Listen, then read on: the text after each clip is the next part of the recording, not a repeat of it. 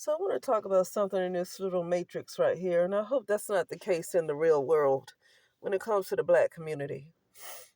Because, I mean, I'm pretty clear that this is not the real world, and everything I see is due to a bunch of programs. Nothing I see is the real world, it is all programs. And that's the reason why I talk so much about being busy with having to pay bills and make sure, because I'm giving too much attention to something that's not real and not focused on getting back to my authentic self. I'm too focused on my ego, all right, when I'm focused on the cares of this world like that. And that's why I keep talking about it. But let me get back to this, what I was going to say, right?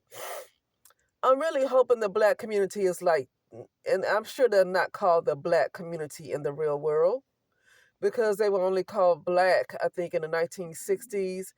What was one of those guys that was a part of the civil rights movement came in with that black power, is in the 60s. Anyway, uh, but uh, the black community has a way of harassing celebrities, people who are deemed to have made it. And especially if you grow up in the hood will expect you to buy everybody a car. They will expect you to buy everybody a house. I don't know any other community that does this to people. The white community don't do that to their celebrities. See, the black community likes to make everybody their hero. Don't get me wrong. The white community, the Hispanic community, all of them have heroes, right? But what I'm saying is that, yeah, they have heroes as far as like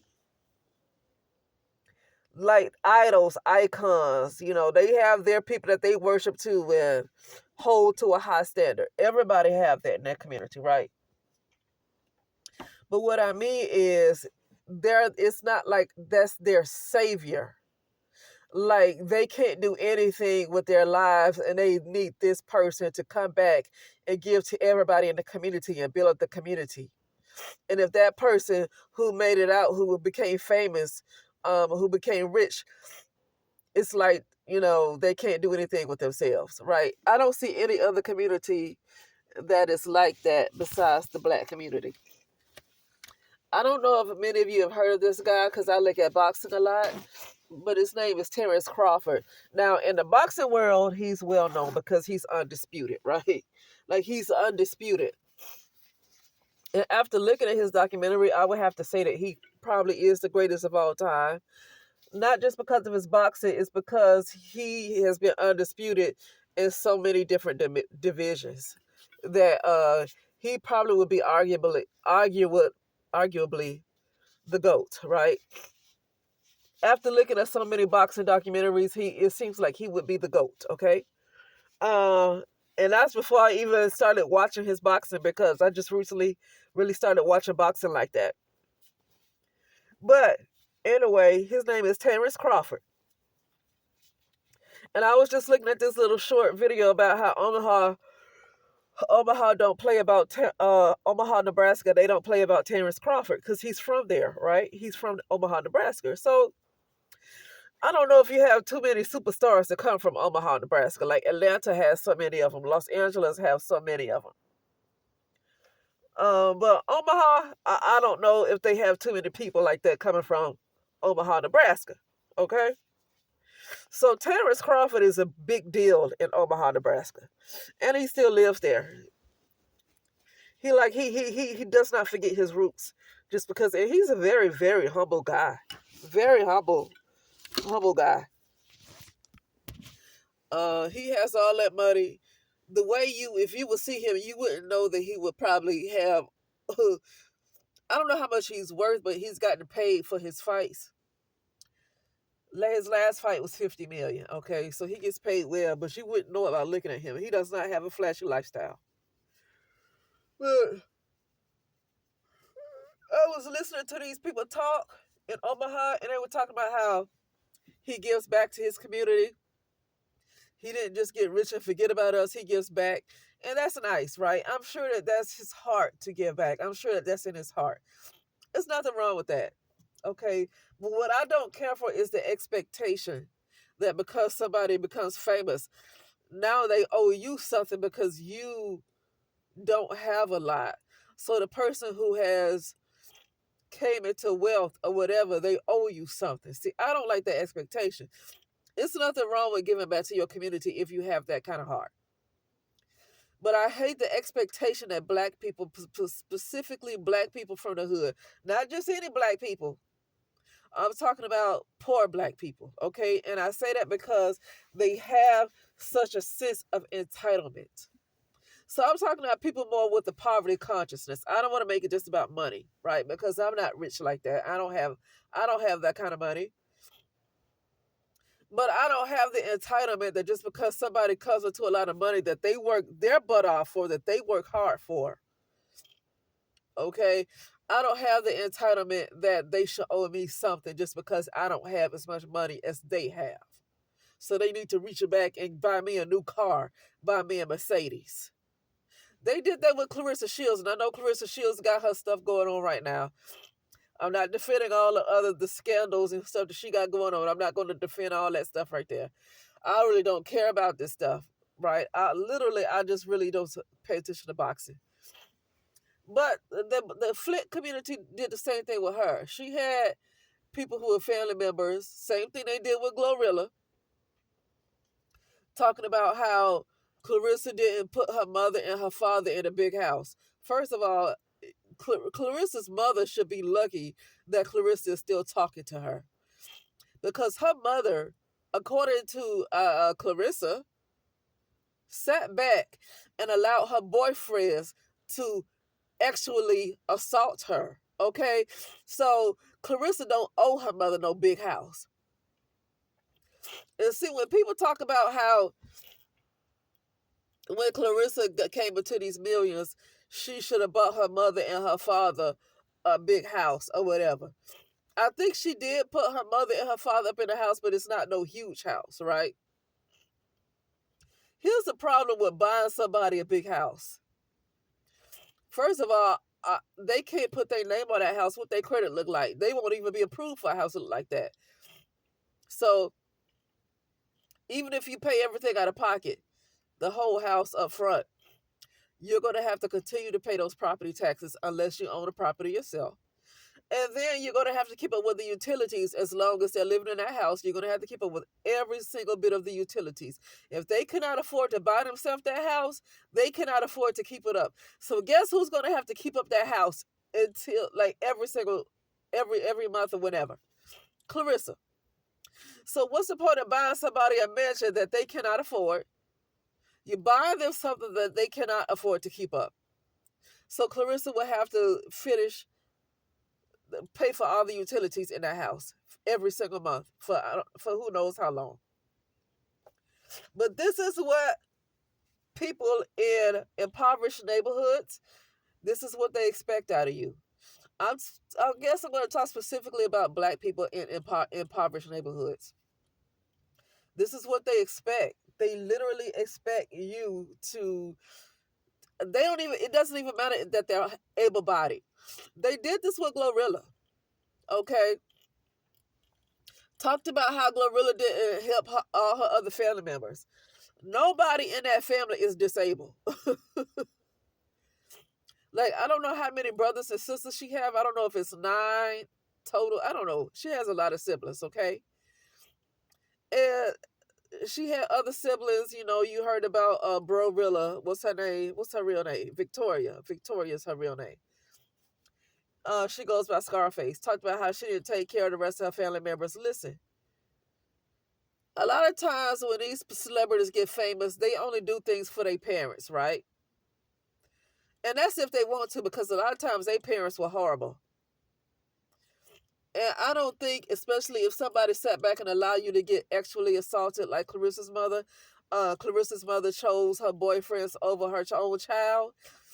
And Clarissa ended up having to live with her grandmother in order to be protected from these boyfriends, her mother's boyfriends that kept actually assaulting her. In my opinion, Clarissa don't owe her mother anything. I don't like that mentality that just because somebody gave birth to you that you owe them something when they never protected you and they had to actually get away from you because they kept getting graped. They kept getting graped by the mother's boyfriends that somebody else had to take over. I don't feel like Clarissa owe her mother a doggone thing, but Clarissa still does for her.